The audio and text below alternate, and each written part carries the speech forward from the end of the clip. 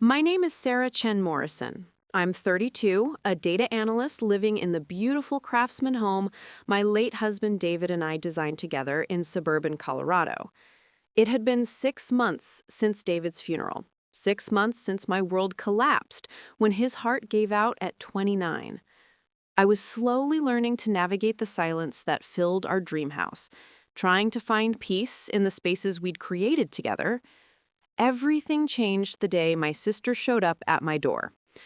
Before we jump back in, tell us where you're tuning in from, and if this story touches you, make sure you're subscribed, because tomorrow I've saved something extra special for you. I was organizing David's desk drawers when the doorbell rang.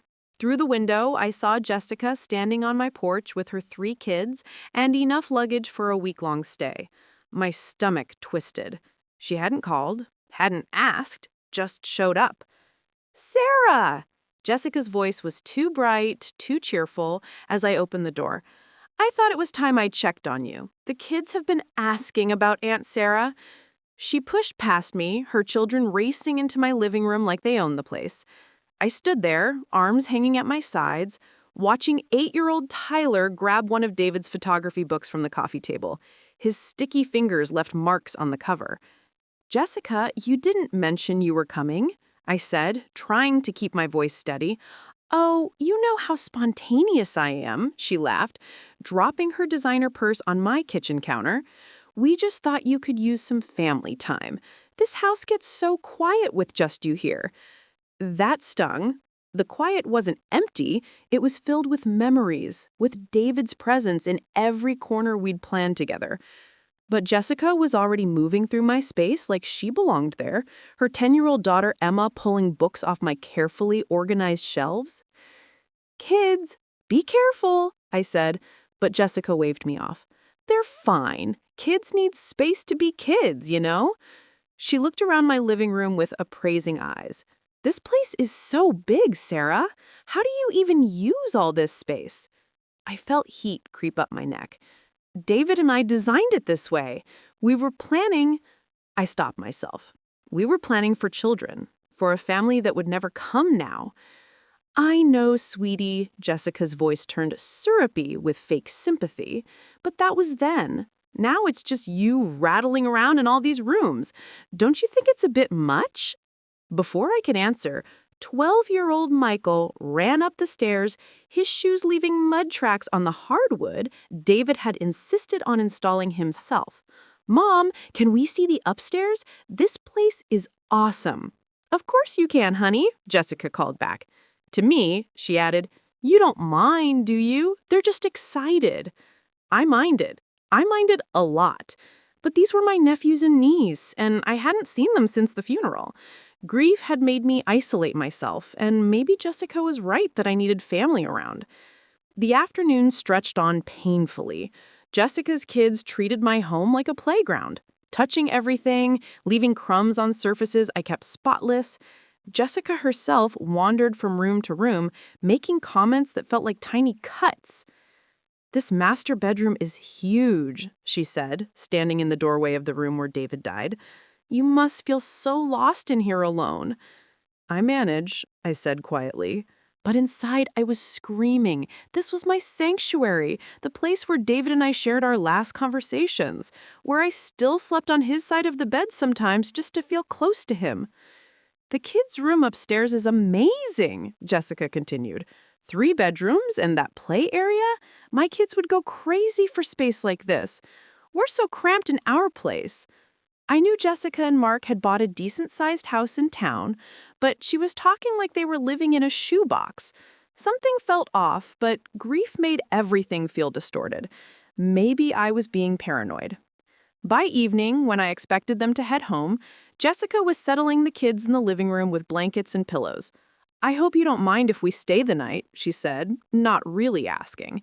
"The kids are exhausted, and it's such a long drive back." It wasn't. Jessica lived 20 minutes away, but I found myself nodding, too tired and confused to argue. David had always said I was too accommodating with my family, too afraid of conflict. That night, lying in my empty bed, listening to voices and movement throughout my house, I felt something I hadn't experienced since David died. Violation. These were supposed to be the people who supported me, who understood my need for space and healing.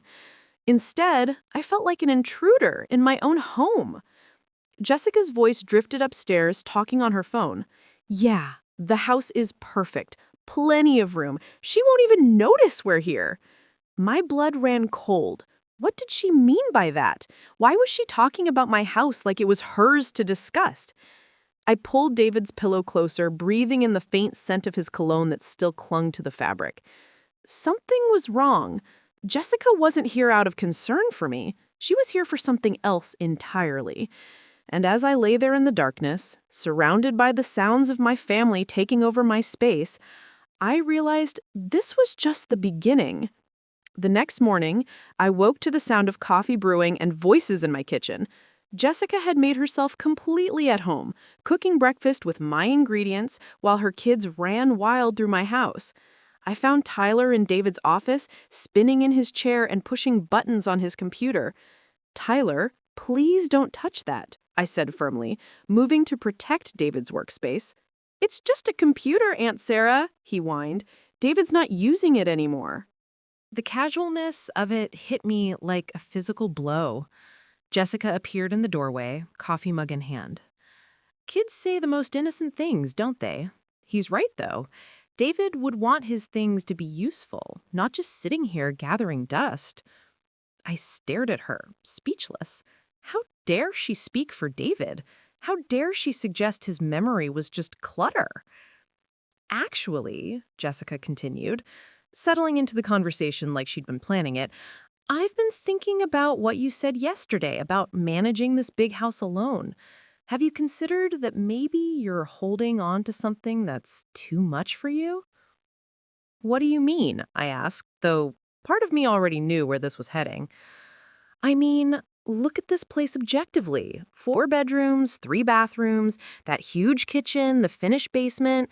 It's a family home, Sarah. You designed it for a family.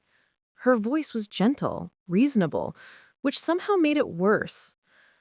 Without David, without kids, don't you think you might be happier somewhere smaller? Somewhere with less memories? The way she said memories, like they were a disease I needed to cure, made my hands shake. This is my home, Jessica. David and I built this together. I know, and it's beautiful. But David's gone, sweetie. And you're still young. You could start fresh somewhere new, make new memories instead of living in the past. Before I could respond, she was already moving on, walking through my living room like she was measuring it. The kids love it here. They keep asking when they can come back and play in all these rooms. It just seems like such a waste, you know? All this space going unused when there are families who really need it. Families like yours? I asked quietly. Jessica stopped, turning to face me with wide, innocent eyes. I wasn't suggesting. I mean, if you were thinking of selling, we could talk, but that's not why I'm here. I'm here because I'm worried about you. But her eyes were already calculating, already planning. I could see her envisioning her furniture in my rooms, her kids in David's office. The day stretched on with more of the same. Jessica pointing out how lonely I must be, how David would want me to be practical, how the house was too much for one person. Each comment felt like water dripping on stone, slowly wearing away my resistance. When my parents' car pulled into the driveway that afternoon, I knew Jessica had orchestrated this. She'd called them, set this up as some kind of intervention disguised as a family visit. Sarah, honey, my mother Linda said, wrapping me in a hug that felt more obligatory than comforting. Jessica told us you've been struggling with the house. We thought we should all talk. My father Robert nodded gravely, his businessman's demeanor intact. Sometimes difficult decisions need family input, sweetheart.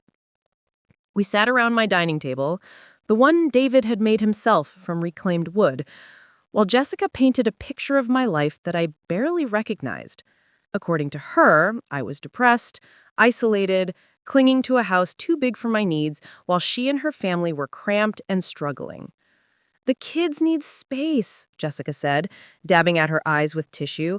Our house is so small, and with Mark working so much overtime just to pay the mortgage, but I don't want to burden Sarah with our problems. You're not a burden, Linda said immediately, then turned to me. Sarah, honey, you can't live in the past forever. David would want you to move forward. How do you know what David would want? I snapped, surprising myself with the vehemence in my voice. We know because we loved him too, Robert said firmly, and David was practical. He'd want you to make smart decisions, not emotional ones.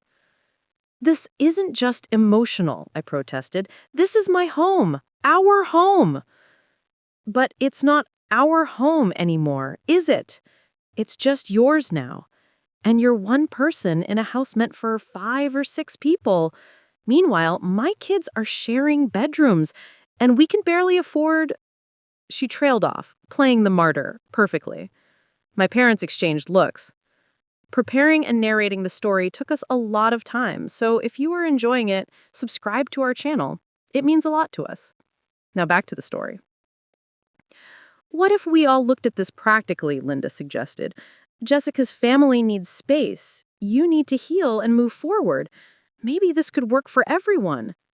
I looked around the table at my family, the people who were supposed to support and protect me, and realized they already decided. They'd already worked out in their minds how Jessica deserved this house more than I did, how my grief was less important than her children's need for space. I need to think about this, I said, standing up from the table. Of course, Jessica said quickly. Take all the time you need. We just want what's best for everyone. But as I walked away, I heard her whisper to our parents, she'll come around. She just needs time to see reason. That night, after they'd all finally left, I sat alone in my living room, surrounded by the chaos Jessica's children had left behind. Crumbs on my couch, fingerprints on my windows, David's books, scattered and misplaced. And somehow, in the space of 2 days, I'd gone from grieving widow to selfish sister, hoarding a house she didn't deserve. I pulled out my phone and scrolled to Marcus Webb's number, David's best friend, his lawyer, the executor of his estate. I'd been hesitating to call him, not wanting to burden him with family drama, but as I sat there in my violated sanctuary, I realized I needed help. I needed someone who understood what David and I had built here, someone who could tell me if I was being as unreasonable as my family claimed. My finger hovered over his number. Was I overreacting? Was Jessica right that I was clinging to the past? Or was something else going on here? Something that felt too calculated to be mere concern for my well-being? I made the call. Marcus answered on the second ring, his voice warm but concerned. Sarah? Is everything okay? I realized I was crying before I even started talking. Marcus, I'm sorry to bother you, but I need help. My family, Jessica, they're saying I should sell the house, that it's too big for me, and I don't know if I'm being reasonable or if... Slow down, he said gently. Tell me what happened. So I did. I told him about Jessica's surprise visit, the comments about the house being too big, my parents' intervention dinner. With each detail, I felt more foolish, more like I was overreacting to family members who just wanted to help. But Marcus was quiet for a long time after I finished. Too quiet. Marcus? Sarah, I need to see you. Can you come to my office tomorrow morning? There are some things about David's estate that we need to discuss. Something in his tone made my stomach clench. What kind of things? Things David specifically asked me to handle if this situation ever arose. What situation? Marcus sighed. Your family pressuring you about the house. David was worried about this, Sarah. More worried than you knew. I sat in Marcus's office the next morning, my hands wrapped around a cup of coffee I couldn't drink, listening to words that changed everything I thought I knew about my husband and my family. David came to see me about 6 months before he died, Marcus began, pulling out a thick folder. He was concerned about your family's financial situation and their potential reaction to his life insurance policy and the house. What do you mean? He'd noticed things. Jessica asking pointed questions about property values. Your parents making comments about how lucky you two were to afford such a nice place. He was worried that if something happened to him, they might see you as vulnerable and the house as an opportunity. My coffee cup rattled against the saucer as my hands started shaking. David never said anything to me about this. He didn't want to worry you.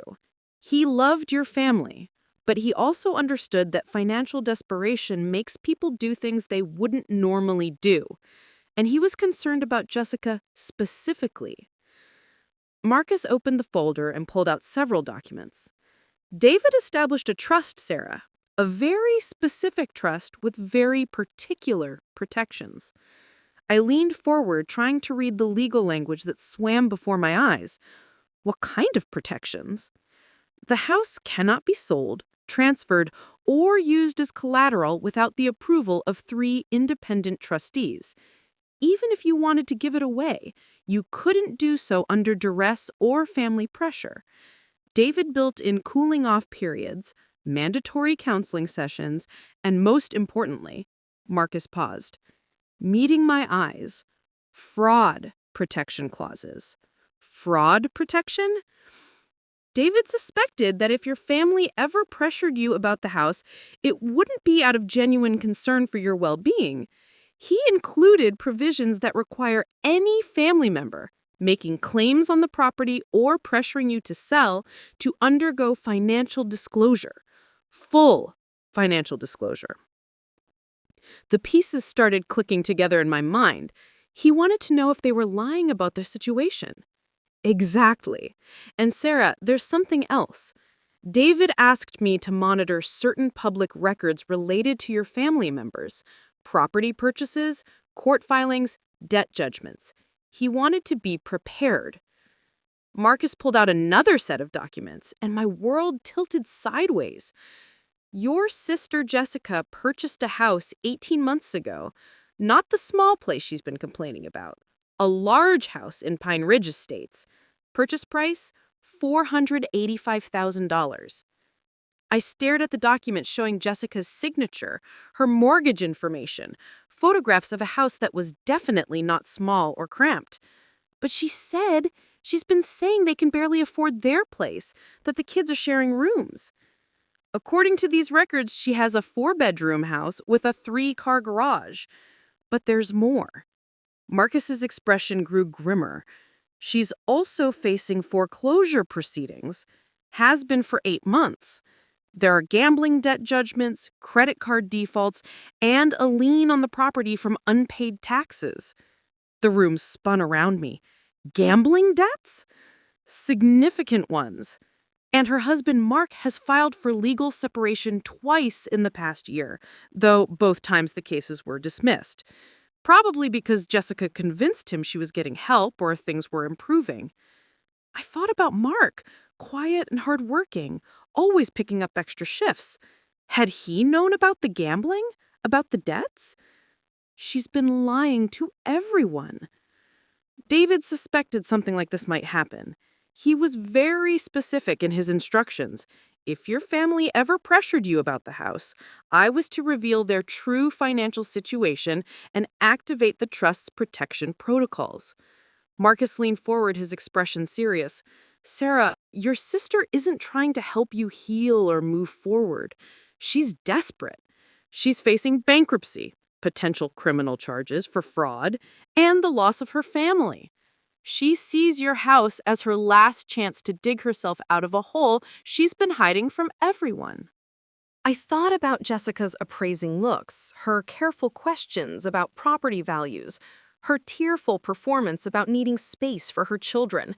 It had all been an act, an elaborate manipulation designed to guilt me into handing over the home David and I built together. What do I do now? I whispered. Marcus smiled grimly. Now we protect what David wanted to protect. You and the life he built for you. And we make sure Jessica understands that her manipulation won't work. As I walked out of Marcus's office with copies of David's trust documents and evidence of Jessica's lies, I felt something I hadn't experienced since David died. His presence protecting me. He'd known. Somehow, he'd anticipated this betrayal and built safeguards around me. My phone buzzed with a text from Jessica. "Hope you're thinking about our conversation yesterday. The kids keep asking when they can come back and play in the big house. Call me when you're ready to talk seriously." I stared at the message, seeing it now for what it really was. Not family concern, but calculated manipulation from a desperate woman who'd been lying to everyone, including herself. It was time for the truth to come out. All of it. I drove home from Marcus's office with David's trust documents in my passenger seat and a steel resolve in my chest I hadn't felt since his death. The evidence was clear. Jessica had been lying about everything. Her house, her finances, her reasons for wanting mine. But I wasn't prepared for what I found when I walked through my front door. Jessica was in my bedroom. My bedroom. The sacred space where David and I had shared our last conversations, where he died in my arms. She was going through David's closet, pulling his clothes into garbage bags. "What the hell are you doing?" The words came out sharper than I'd ever spoken to anyone in my family. She turned around, startled but trying to look innocent. "Oh, Sarah, I was just trying to help. You've been holding on to David's things for so long, and I thought it might be easier if someone else handled the hard part." I watched her drop one of David's favorite sweaters into a black garbage bag like it was trash. The sweater I sometimes slept with when the grief felt too heavy. "Get out of my room. Now." "Sarah, honey, I know this is hard, but keeping all his things isn't healthy. You need to start moving forward, and that means letting go of—" I said, "Get out." I grabbed the garbage bag from her hands, pulling David's clothes back out. "How dare you touch his things? How dare you make that decision for me?" Jessica's mask started to slip. The concerned sister act faded, replaced by something harder, more calculating. "You can't keep living like this, Sarah. It's not normal. This whole house is like a shrine to a dead man." The cruelty of it hit me like a physical blow. "Get out of my house." "Your house?" Jessica's laugh was bitter. "Come on, Sarah, be realistic. This place is way too much for you. David's gone. You're alone. You don't need 4 bedrooms and 3 bathrooms. My kids need space to grow, to have friends over, to—" "Stop." I pulled the trust documents from my purse, my hands steady despite the fury burning in my chest. The evidence was clear. Jessica had been lying about everything: her house, her finances, her reasons for wanting mine. But I wasn't prepared for what I found when I walked through my front door.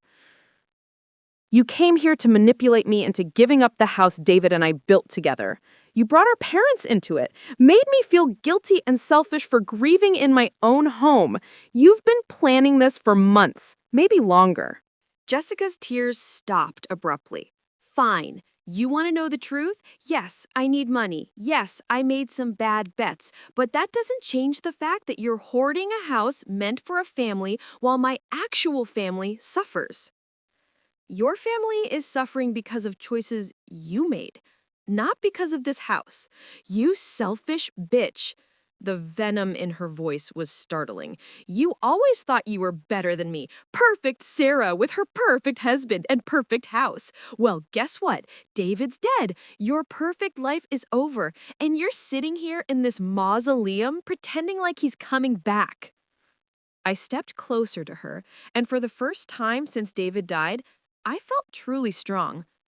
David may be gone, but his love is still protecting me. From people like you. People like me, I'm your sister. Sisters don't lie to each other. Sisters don't manipulate each other. Sisters don't try to steal each other's homes. I gestured toward the door. You have until tonight to get your things and leave. And don't come back unless you're ready to tell the truth about everything." Jessica grabbed her purse, her face ugly with rage. "You'll regret this, Sarah. When I lose everything, when my kids are homeless, you'll remember this conversation." "Your kids won't be homeless. Mark will take care of them. He's a good man who deserves better than a wife who gambles away their security behind his back." She stormed out of my bedroom, and I heard her calling for her children, her voice falsely cheerful as she told them they had to go home early. I stayed in my room until I heard their car pull away, then sank onto my bed, David's sweater clutched in my hands. My phone started buzzing immediately. First Jessica, then my mother, then my father. I turned it off and sat in the quiet of my home, my real home, the one David had legally protected because he'd known this day would come. For the first time since his death, I felt him truly present with me, not just in memories or photographs, but in the concrete protection he'd built around me. He'd anticipated Jessica's desperation, my parents' enabling, my own vulnerability and grief, and he'd made sure I wouldn't have to face it alone. But as I sat there holding his sweater, I realized this was just the beginning. Jessica wasn't going to give up easily. Desperate people do desperate things, and I'd just cut off her last hope of a clean solution to her problems. I turned my phone back on and called Marcus. "She knows," I said when he answered. "I told her about the trust, about what we discovered. She's angry." "How angry?" I thought about the look in Jessica's eyes when she called me a selfish bitch, the way she'd said I'd regret this. Dangerous angry. "Marcus, what happens if she tries something illegal? What if she tries to forge documents or claim I'm mentally incompetent or—" "Breathe, Sarah. David thought of that too. The trust has fraud protection clauses. Any attempt to circumvent it triggers immediate legal action. And we have all the documentation of her real financial situation." "But her children—" "Her children will be protected. Mark seems like a good father, and there are social services if needed. You're not responsible for cleaning up Jessica's mess, especially not at the cost of your own stability."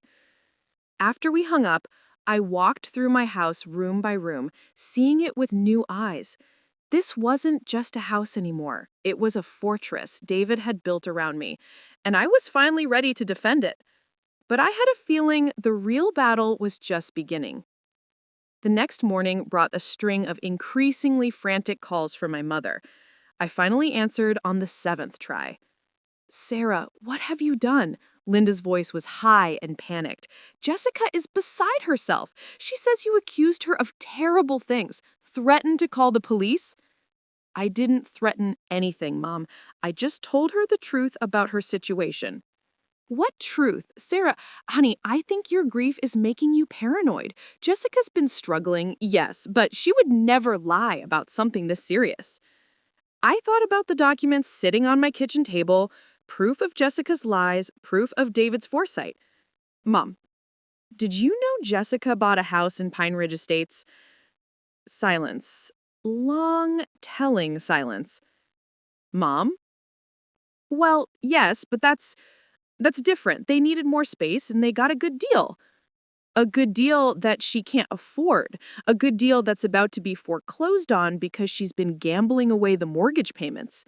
"That's not— Jessica doesn't gamble. She plays the occasional lottery ticket, but—" "Call Mark, Mom. Ask him about the credit card bills. Ask him about the second mortgage Jessica took out without telling him. Ask him about the separation papers." Another silence. Then, quietly, "How do you know all this?"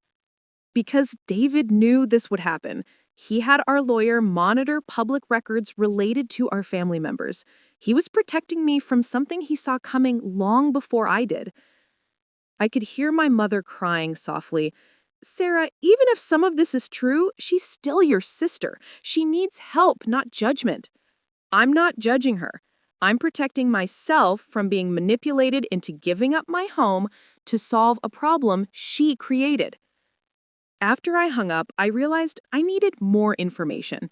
Jessica's desperation felt dangerous, and I needed to understand just how deep her problems went. I called Emma Patterson, my best friend since childhood, and a social worker who understood family dynamics in ways I was only beginning to grasp.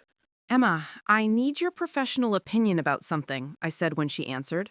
"Shoot." I told her everything. Jessica's visit, the family pressure, what Marcus had discovered about Jessica's finances. Emma listened without interrupting, occasionally making small sounds of understanding. "Sarah," she said when I finished, "this sounds like classic financial abuse preparation. She was grooming you to be her solution." Grooming me? Think about it. She isolated you first, made you feel alone and overwhelmed by the house. Then she brought in your parents as reinforcement, creating a united front that made you question your own reality. Finally, she was going to present the solution, you giving her the house, as something that would help everyone. I felt sick. How long do you think she's been planning this? Probably since David died. Maybe even before if she knew about his life insurance policy. Emma's voice was gentle but firm. "Sarah, people with gambling addictions can become incredibly manipulative when they're desperate. They'll exploit any relationship, any vulnerability to get what they need. What should I do?" "Document everything. Save all texts, emails, voicemails. If she escalates, you'll need proof of the pattern. And Sarah, don't engage with her directly anymore. Route everything through Marcus." After we hung up, I spent the afternoon doing exactly what Emma suggested, documenting. I screenshotted Jessica's social media posts, printed emails, saved voicemails. The pattern Emma described became crystal clear as I laid everything out chronologically. Jessica's posts from the past 6 months told a story completely different from the one she'd been telling me. Photos of expensive dinners, designer handbags, family trips to expensive resorts, all posted around the same time Marcus's document showed increasing debt and missed mortgage payments. I called Marcus with what I'd found. "She's been living a complete lie," I told him.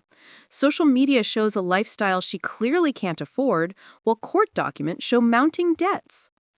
"There's something else you should know," Marcus said. "I did some more digging into Jessica's gambling activities. It's not just occasional casino visits. She's been involved with some questionable online betting operations, the kind that don't take kindly to unpaid debts." My blood ran cold. "What does that mean?" "It means she might be dealing with people who use intimidation and threats to collect what they are owed.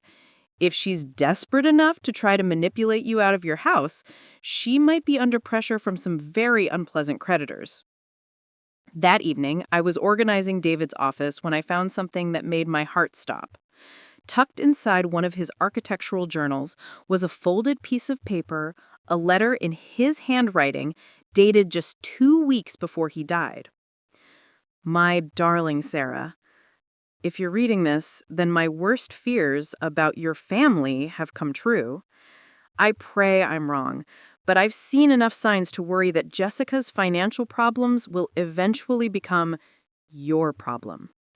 I know you love, I know you'll want to help, to sacrifice your own security for the people you love, but please remember that the greatest gift I can give you is protection from those who would take advantage of your generous heart. This house, our home, is meant to be your sanctuary, not your burden. Don't let anyone make you feel guilty for keeping what we built together. I love you forever, David." I cried reading those words, but they weren't tears of sadness. They were tears of gratitude for a man who had loved me enough to see danger I couldn't see, who had protected me even knowing he wouldn't be there to defend me personally. My phone buzzed with a text from Jessica. "Sarah, we need to talk. There are things you don't understand about my situation. People I owe money to. People who won't wait much longer. Please call me." I stared at the message, understanding for the first time that this wasn't just about family drama or hurt feelings. Jessica was in real trouble with real consequences, and she was trying to drag me down with her. I forwarded the text to Marcus and Emma, then blocked Jessica's number. If she wanted to threaten me, she'd have to do it through lawyers now. 3 days after I blocked Jessica's number, she showed up at my workplace. I was reviewing quarterly reports when my assistant knocked on my door. Sarah, there's a woman here who says she's your sister. She seems intense. Through my office window, I could see Jessica in the lobby, pacing like a caged animal. Her hair was unwashed, her clothes wrinkled, and even from a distance, I could see the desperation radiating from her.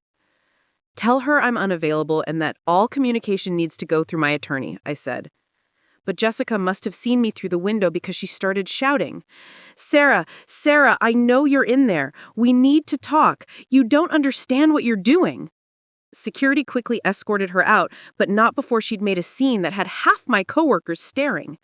I spent the rest of the day fielding concerned questions and trying to focus on work while my phone buzzed with texts from blocked numbers. Jessica was using other people's phones to reach me. This is bigger than you know. People are looking for me. They know about your house. They think I can get it. Another. Sarah, please, just listen to me for 5 minutes. I never meant for this to happen. And finally, if you don't help me, I'm going to lose more than just money. Please don't let them hurt my children. That last message made my hands shake. I called Marcus immediately. She's escalating, I told him. She came to my work, she's using other people's phones to text me, and now she's making vague threats about people who might hurt her children. I'll call Detective Foster, Marcus said grimly. This sounds like it's moving beyond civil matters. That evening, Detective Ray Foster sat in my living room, taking notes as I showed him the escalating texts and described Jessica's behavior. He was a middle-aged man with kind eyes, but a serious demeanor that made me feel like he took this seriously. Ms. Morrison, I've been investigating some illegal gambling operations in the area, and your sister's name has come up in our files. She owes significant money to some people who use collection methods that would make your local bank look like Sunday school. How much money? Based on what we know, close to $200,000, most of it accumulated in the last 8 months. I felt dizzy. 200,000? That's why she's so desperate. These aren't people who accept payment plans or sob stories. They want their money, and they've made it clear that Jessica needs to find a way to pay them soon. But she can't possibly think I'd give her my house to pay gambling debts. Detective Foster looked at me seriously. Ms. Morrison, desperate people convince themselves of a lot of things. And from what we can tell, Jessica has been telling these creditors that she has access to valuable real estate through family. She may have led them to believe that this house was already hers or that she could get it from you. The blood drained from my face.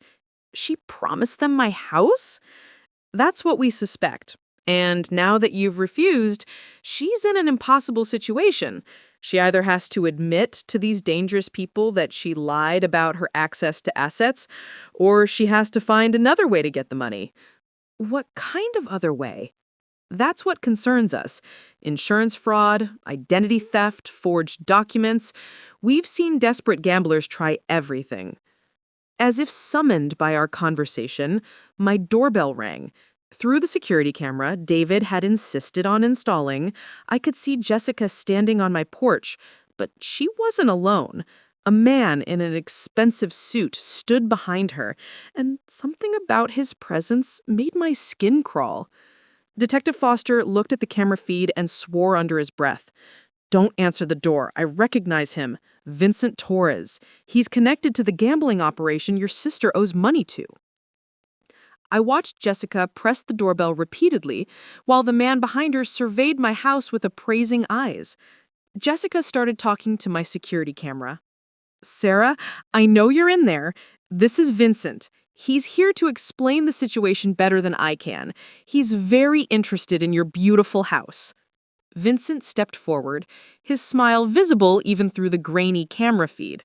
Ms. Morrison, your sister has told us so much about your generous nature. We'd love to discuss a business proposition that could help everyone involved. Detective Foster was already on his radio calling for backup. That's a direct threat, he said to me. They're essentially telling you they expect you to pay Jessica's debts. My phone rang. Jessica's name appeared on the screen, even though I'd blocked her number. She must have found another way to call. Against Detective Foster's advice, I answered. Sarah, please just listen. Jessica's voice was shaking. I know I messed up. I know I lied about everything, but Vincent is here to help us figure out a solution. There is no us, Jessica, and there is no solution that involves my house. You don't understand. These people don't just take no for an answer. They've made it clear that if I can't pay them back, they'll find other ways to collect. They know about you, about David's life insurance, about the house. How do they know about that? Silence. Then, quietly, I may have mentioned some things when I was trying to convince them to give me more time. I felt like I was going to be sick. You gave dangerous criminals information about me and my home? I was desperate. I thought if they knew I had family with resources, they'd be more patient. I thought you'd help me when you understood how serious this was. Through the camera, I watched Vincent Torres walk around my porch, looking through windows, testing the locks on my front door, like he was evaluating security. Jessica, I'm hanging up now, and if you or your friend don't leave my property immediately, Detective Foster is going to arrest you both. Detective Foster? Jessica's voice went higher. Sarah, what have you done? I protected myself, something David taught me to do. I hung up and watched through the camera as Jessica frantically talked to Vincent Torres. His expression grew cold as she spoke, and then they both looked directly at the camera. Vincent Torres smiled and mouthed words I couldn't hear but understood perfectly. See you soon. They left, but I knew this wasn't over. Jessica had dragged me into something dangerous, something that went beyond family drama or inheritance disputes. She'd involved criminals in our lives, and now both of us were in danger. Detective Foster called for a patrol car to monitor my house overnight. Ms. Morrison, he said as he prepared to leave, I need you to understand that your sister has crossed a line here. She's not just desperate anymore, she's become dangerous. These people she's involved with don't care about family relationships or legal protections. They care about money, and they think you have it. After he left, I sat alone in my living room, looking at the trust documents David had created to protect me. He'd anticipated family pressure, financial manipulation, even legal challenges to his will. But I wondered if even he could have imagined that Jessica would involve violent criminals in her scheme to take our home. I picked up the letter David had left me, reading his words again. Don't let anyone make you feel guilty for keeping what we built together. But guilt was the least of my worries now. I was fighting for more than just my house. I was fighting for my life. I didn't sleep that night. Every sound outside made me jump.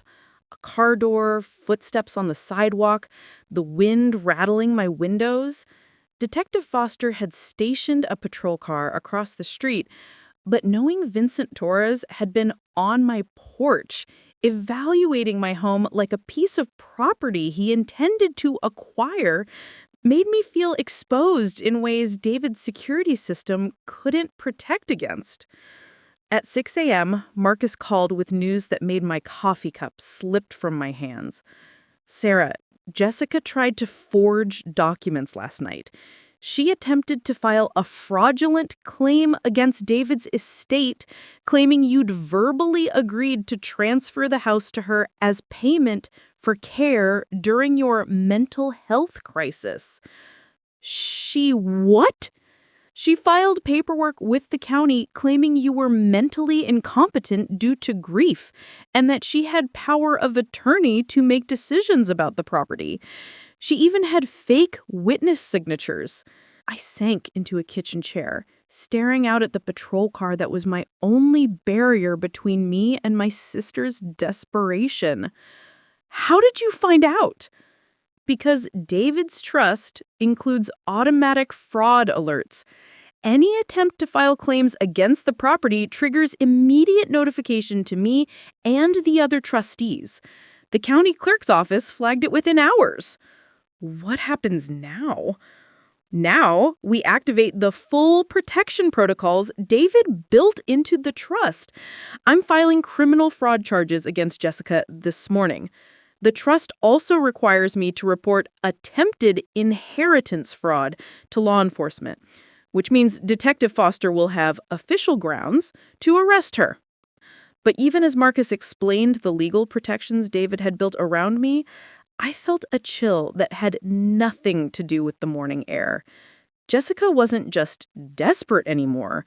She was cornered. And cornered people with dangerous associates did unpredictable things. My phone rang. It was my mother, sobbing. "Sarah, what have you done? The police came to Jessica's house this morning. They arrested her in front of her children." "Mom, Jessica tried to steal my house. She forged legal documents. She committed fraud." "She's desperate. She made a mistake, but she's still your sister. Those men came to her house yesterday asking about you, asking about money she promised them. Mark took the children and left. She has no one." I thought about my nephews and niece, watching their mother get arrested, not understanding why their father was packing their belongings in the middle of the night. Where did Mark take the kids? To his mother's house. He filed for emergency custody this morning. He says he can't trust Jessica around the children anymore. The weight of it hit me. Jessica's gambling addiction hadn't just destroyed her finances, it had cost her everything. Her house, her marriage, her children. And instead of facing the consequences of her choices, she tried to drag me down with her. "Mom, I'm sorry this is happening, but I didn't cause it. Jessica's addiction did. You could have helped her. You could have found a way to save your own sister instead of hiding behind legal documents. I could have enabled her, you mean? I could have given up the home David and I built so Jessica could pay off criminals and continue gambling." I felt stronger saying it out loud.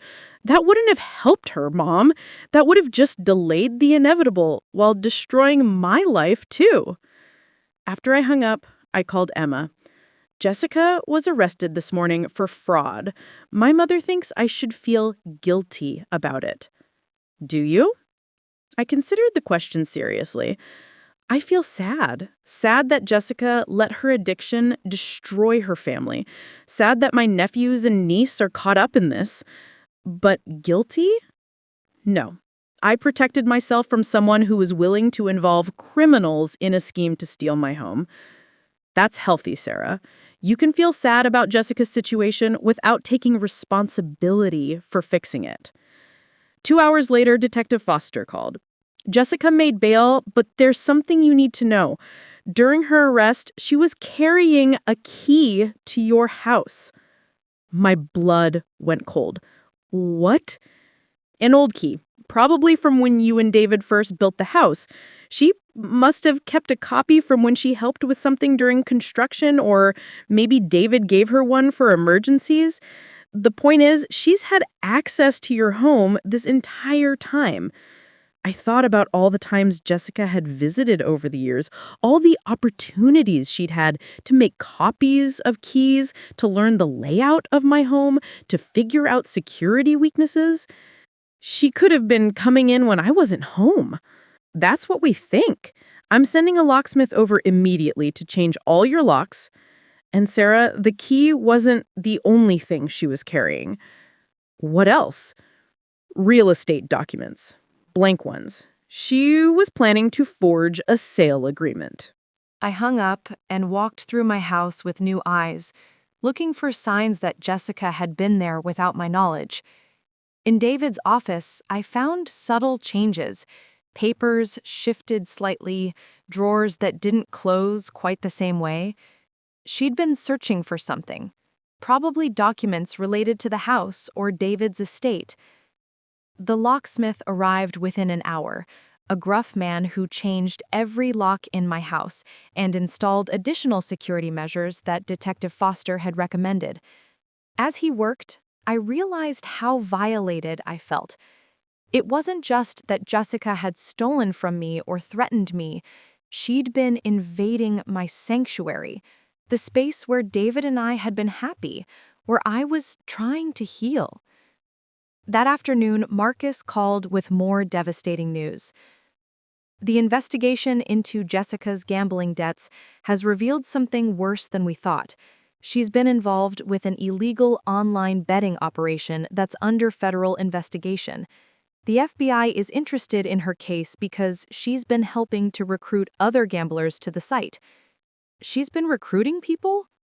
Friends, family members, coworkers, anyone she could convince to try this great new site where they could make easy money. She got commissions for every new account she brought in. I thought about all the times Jessica had mentioned investments or money-making opportunities in casual conversation. Had she been trying to recruit me, too? How many people did she recruit? Dozens. Many of them lost significant amounts of money. Some lost their homes, their savings, their retirement funds. There's going to be a class action lawsuit, and Jessica's going to be named as a defendant. The scope of Jessica's deception was staggering. This wasn't just about gambling addiction or family manipulation. She'd been systematically destroying other people's lives to feed her addiction and earn commission money. Marcus, how long has David's trust been in effect? Since the day he signed it, 2 years ago. Why? Because I'm wondering if Jessica knew about it. If she's had access to my house, she might have found documents, figured out that she couldn't just manipulate me into signing over the property. That would explain the escalation to outright fraud. If she knew about the trust protections, she would have realized that manipulation wouldn't work. She'd have to forge documents or find another way around the legal barriers. As evening approached, I sat in my newly secured home, thinking about the David I'd married versus the David I was discovering through his protective planning. He'd seen things I couldn't see, anticipated dangers I would never have imagined. His love for me had been so deep that he'd prepared for scenarios I couldn't have dreamed of. But even David couldn't have anticipated that Jessica would involve federal crimes in her desperation to steal our home. My phone buzzed with a text from an unknown number. "Your sister's bail hearing is tomorrow. She's asking to see you." I stared at the message, knowing it was probably from Jessica herself using someone else's phone again. The old me might have felt obligated to visit, to try to understand her perspective, to offer comfort even after everything she'd done. But the woman I was becoming, the woman David's protection had allowed me to become, knew better. I deleted the message without responding. Mark Rodriguez called me the next morning, his voice exhausted and broken. "Sarah, I need you to know that I had no idea about any of it. The gambling, the debts, the lies about your house, nothing." I was making coffee in my newly secured kitchen, watching the sunrise through windows that Jessica would never again be able to enter uninvited. "Mark, I never thought you knew. Jessica fooled all of us. The kids keep asking when Mommy is coming home. How do I explain to an 8-year-old that their mother has been lying about everything for over a year?" My heart broke for my nephews and niece. "What do you need from me?" "Nothing. I'm calling to apologize and to let you know that we're okay. My mother is helping with the kids, and I filed for full custody. The courts are taking Jessica's arrest seriously, especially with the federal investigation." Federal investigation? The FBI came to see me yesterday. Apparently, Jessica convinced 3 of our neighbors to join that gambling site. The Hendersons lost their entire retirement savings. Mrs. Palmer refinanced her house and lost everything. Jessica made thousands in commission fees while these people were being destroyed. I sat down hard in my kitchen chair. Oh my God. There's more. The gambling operation she was involved with has connections to money laundering and identity theft. The FBI thinks Jessica might have provided them with personal information about people she recruited, including you. What kind of personal information? Social security numbers, bank account information, property records. anything they could use to verify that potential gamblers had assets worth targeting. I thought about all the times Jessica had been in my house, all the opportunities she'd had to photograph documents or memorize account numbers. Mark, do I need to worry about identity theft? The FBI recommended you put fraud alerts on all your accounts and credit reports. They also suggested you might want to consider that Jessica shared information about David's life insurance payout with these people. After Mark hung up, I spent the morning on the phone with banks and credit agencies, setting up fraud protection and changing account numbers. Each call revealed how extensively Jessica had potentially compromised my financial security. It wasn't enough to steal my house. She'd been preparing to steal my entire identity if necessary. Detective Foster called around noon. Jessica's bail has been revoked. Her phone records show she's been in contact with Vincent Torres since her arrest, and we have evidence she was planning to flee the state. She was going to run? With your help, whether you knew it or not, she told Torres she could convince you to give her money for attorney fees that she would actually use to disappear. She was going to manipulate you one more time, then vanish before the federal charges could be filed.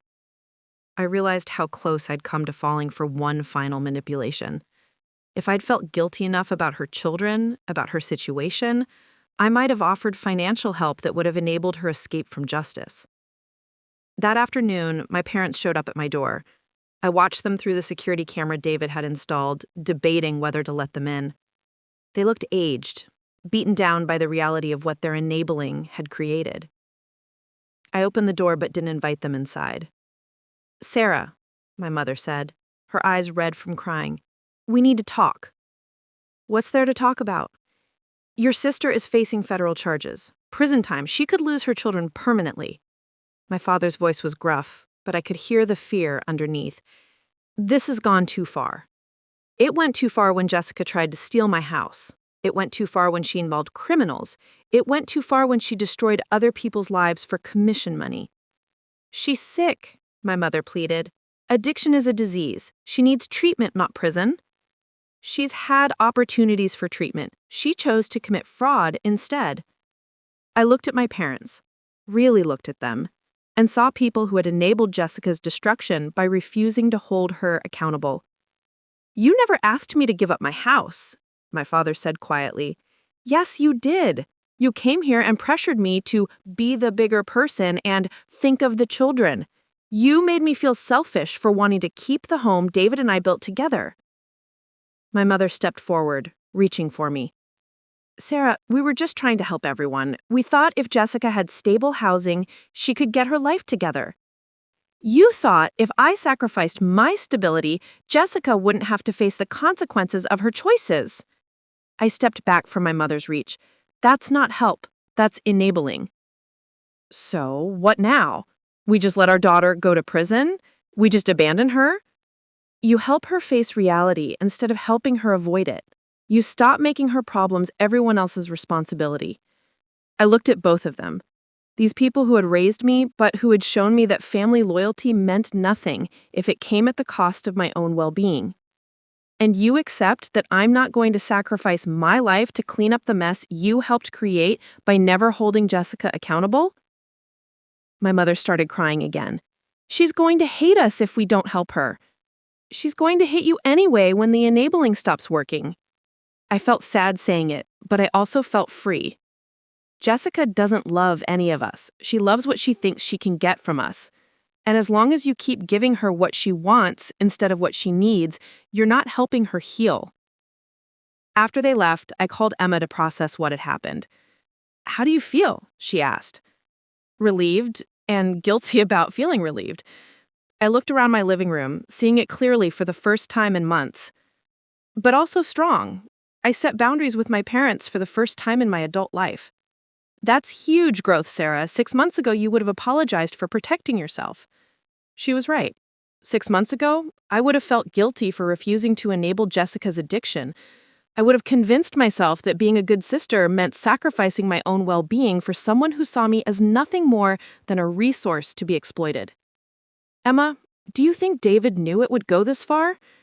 I think David knew your family well enough to build protections you didn't even know you needed. The question is, What are you going to do with the strength his love gave you?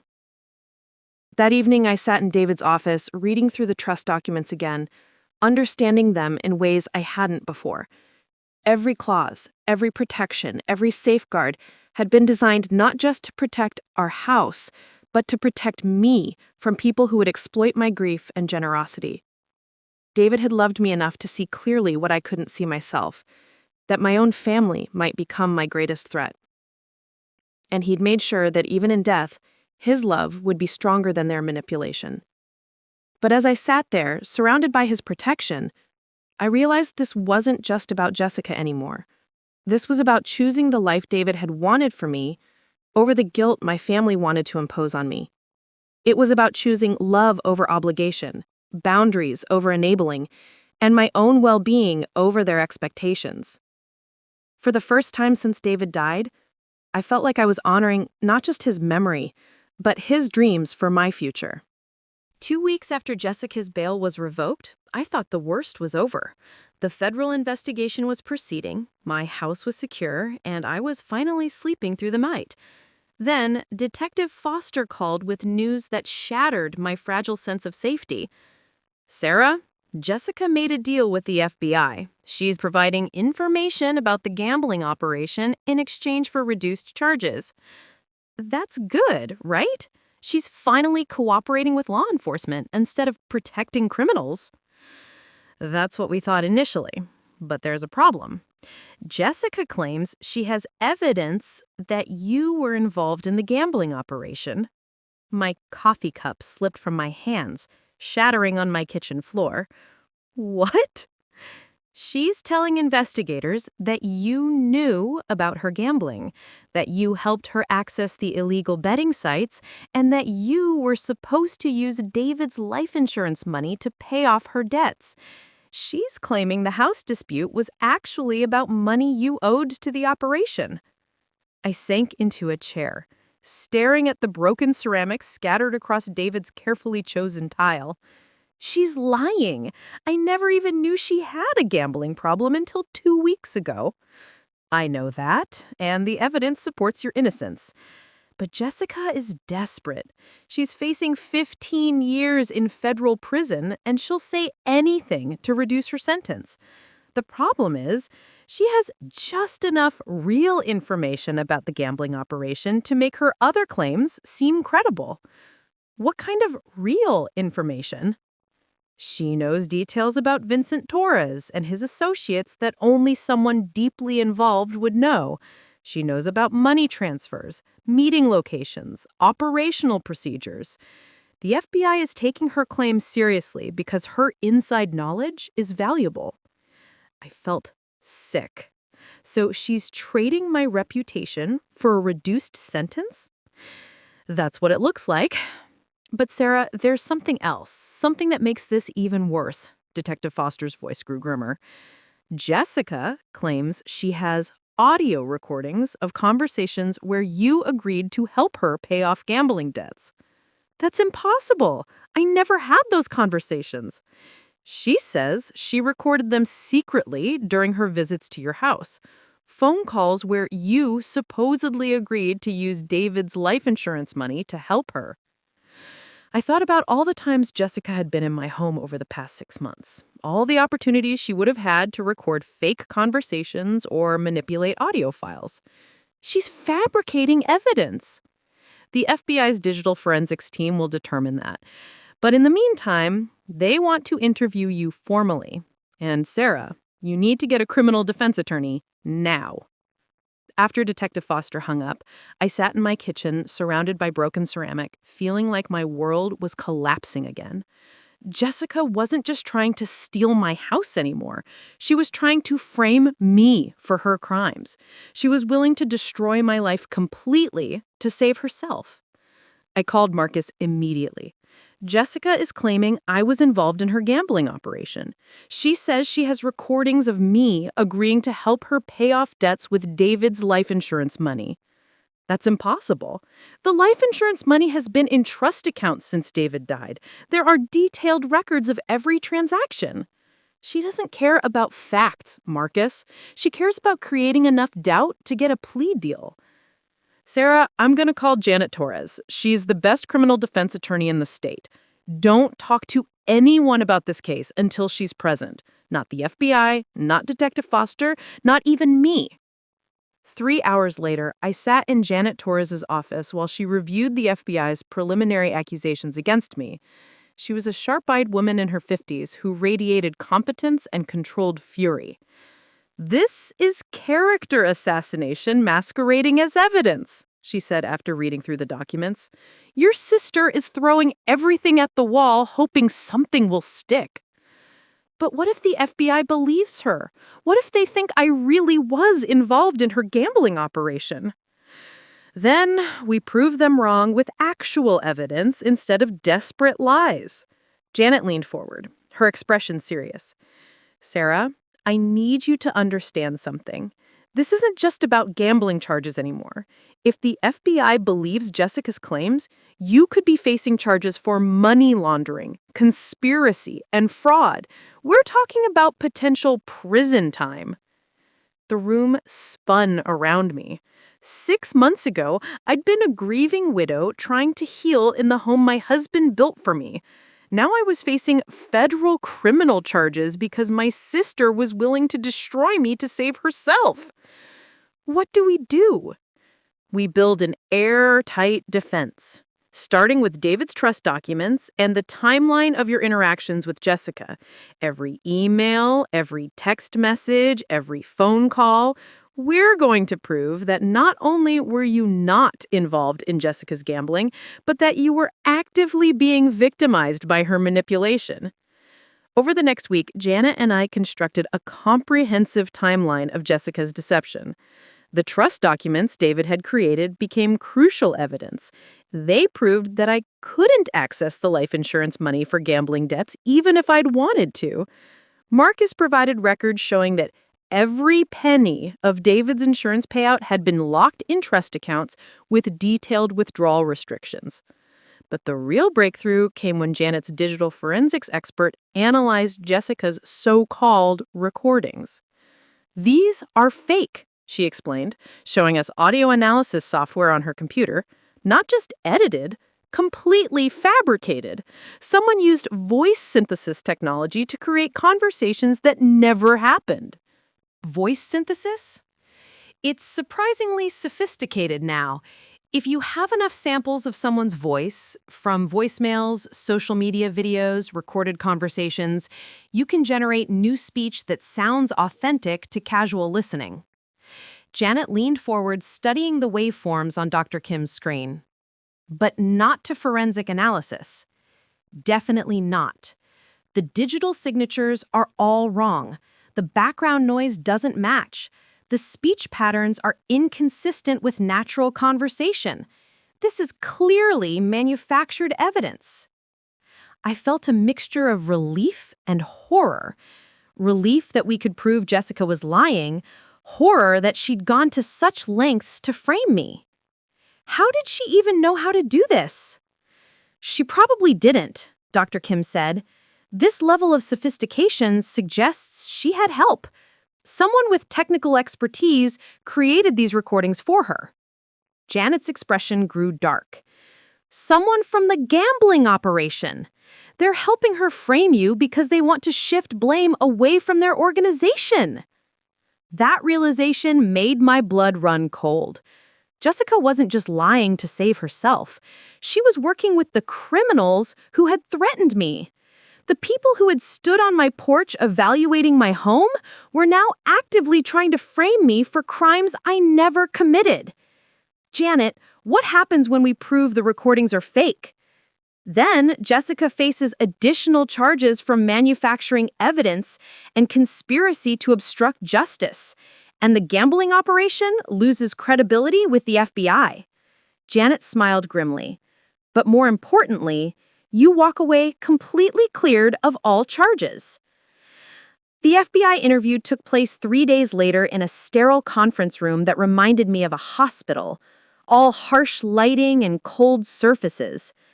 I sat between Janet and Marcus while Agent Rebecca Shaw and Agent David Park questioned me for 4 hours. They asked about every interaction I'd had with Jessica, every conversation about money, every detail of David's estate. I answered truthfully, knowing that Janet had prepared me well and that the evidence supported every word I said. The turning point came when Agent Shaw presented the audio recordings Jessica had provided. "Ms. Morrison, we'd like you to listen to these conversations your sister claims she recorded during visits to your home." I listened to my own voice, or what sounded like my own voice, apparently agreeing to use David's life insurance money to pay Jessica's gambling debts. The fabricated Sarah in the recordings sounded tired, defeated, willing to sacrifice everything to help her sister. "That's not me," I said calmly.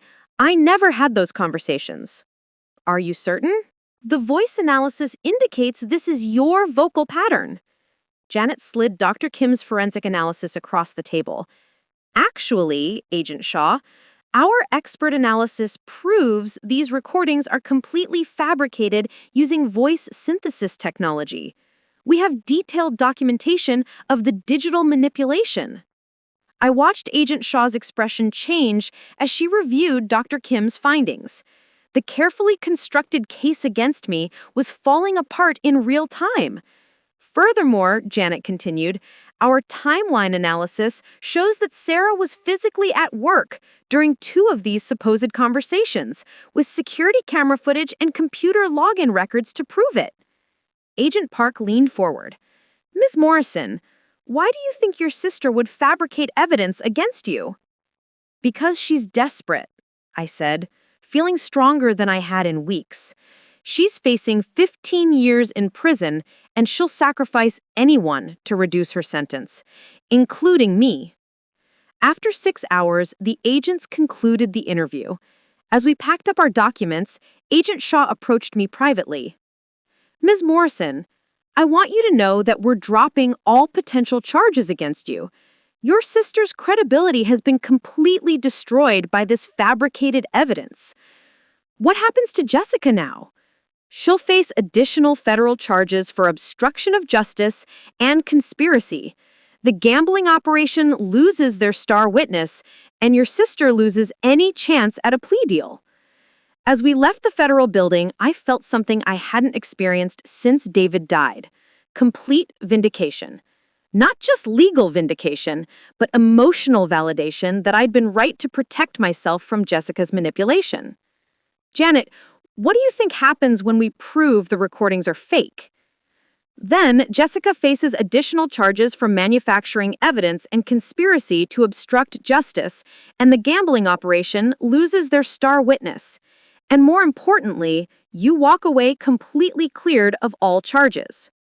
That evening, I sat in David's office reading through all the evidence we'd compiled for my defense. Every document told the same story. David's love protecting me even from dangers he couldn't have fully imagined. But it also told another story.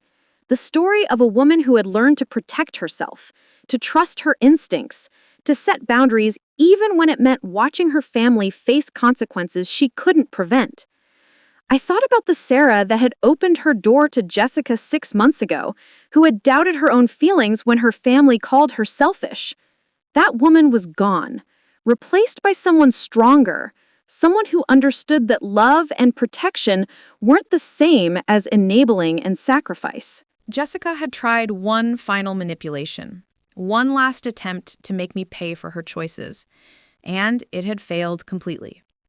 But as I sat there in the safety David had built around me, I realized this wasn't really about Jessica anymore. It was about becoming the woman David had known I could be, someone strong enough to honor his memory while building a future worthy of the love he'd given me. Tomorrow, I would start that future. Tonight, I would simply be grateful for the protection that had carried me through the darkest manipulation I'd ever faced. 6 months later, I stood in my kitchen, watching snow fall through the windows David had positioned to catch the morning light. The house felt different now, not haunted by grief or violated by manipulation, but peaceful in a way it hadn't been since David died. Jessica was serving her sentence in federal prison, the gambling operation had been dismantled, and my family had been forced to confront the consequences of years of enabling destructive behavior. The transformation hadn't happened overnight.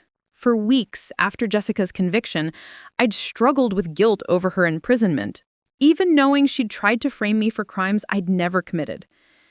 Emma had helped me work through those feelings in therapy sessions that taught me the difference between healthy grief and toxic obligation.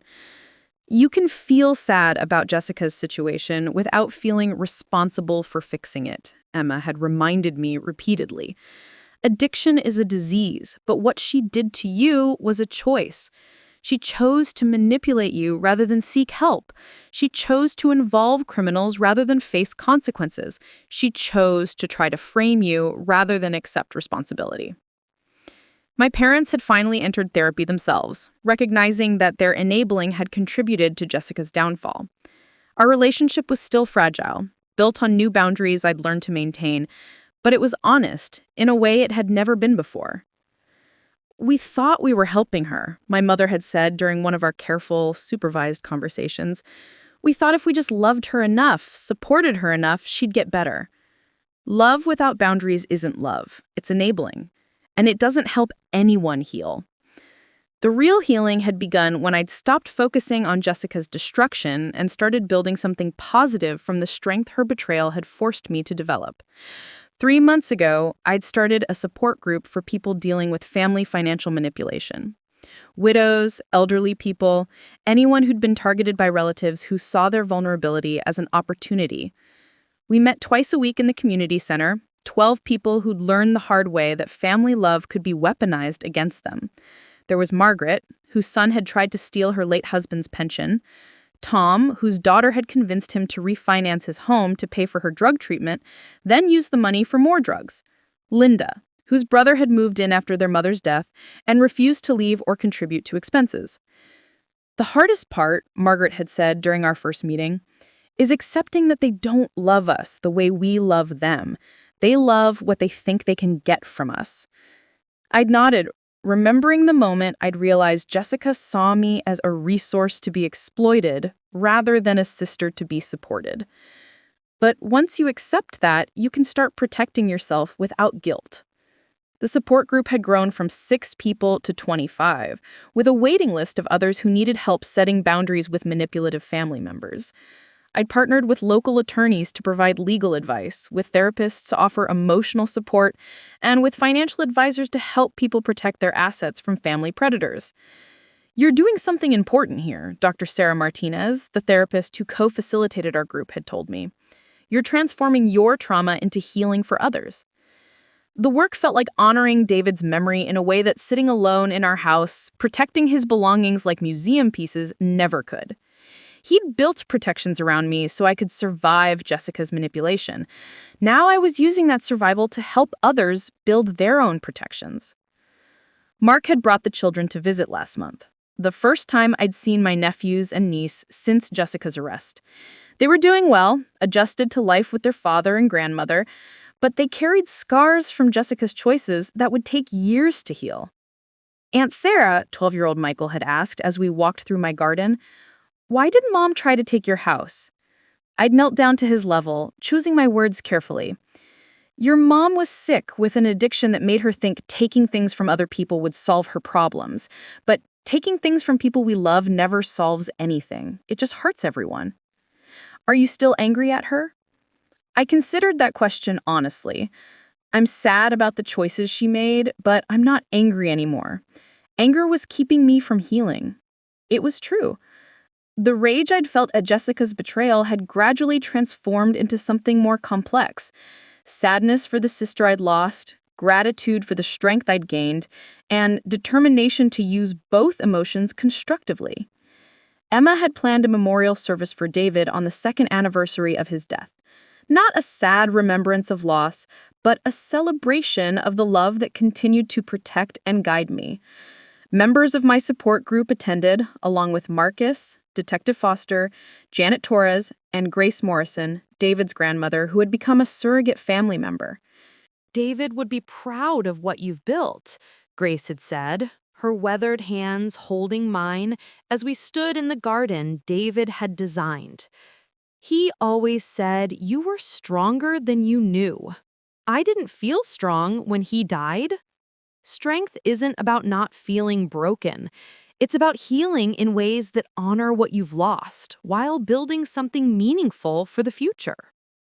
Tonight, as I prepared dinner in the kitchen David and I had planned together, I felt his presence differently than I had in the months after his death. Not as a ghost haunting my grief, but as love that had become part of my foundation, enabling me to build something larger than either of us could have created alone. The support group was expanding into a nonprofit organization. I was writing a book about family financial manipulation, drawing on my experience and the stories of others who'd survived similar betrayals.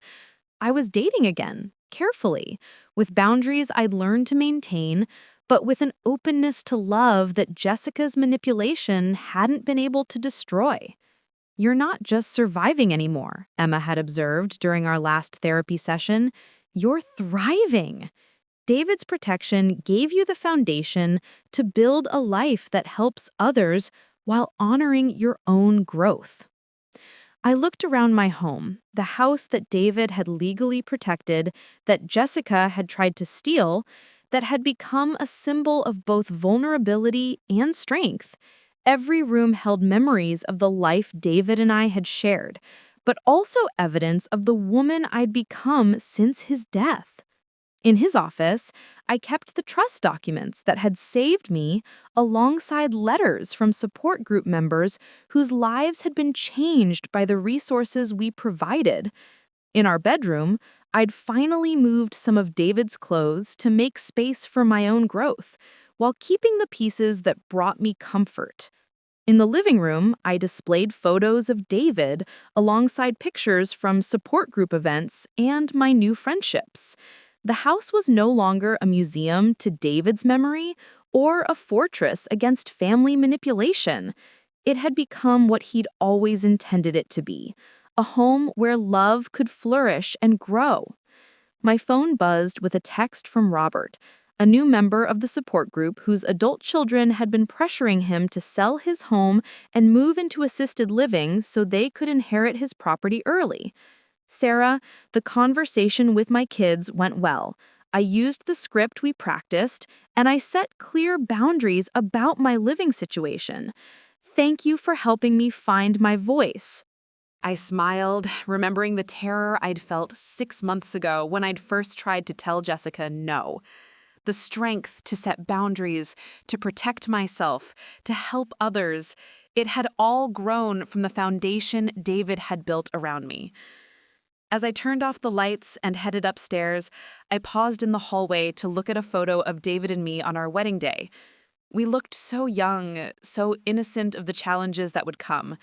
But I could see in David's eyes the love that would anticipate those challenges, that would build protections I didn't even know I needed. "Thank you," I whispered to his image, "for loving me enough to see what I couldn't see, for protecting me when I couldn't protect myself, for giving me the foundation to become someone who can help others."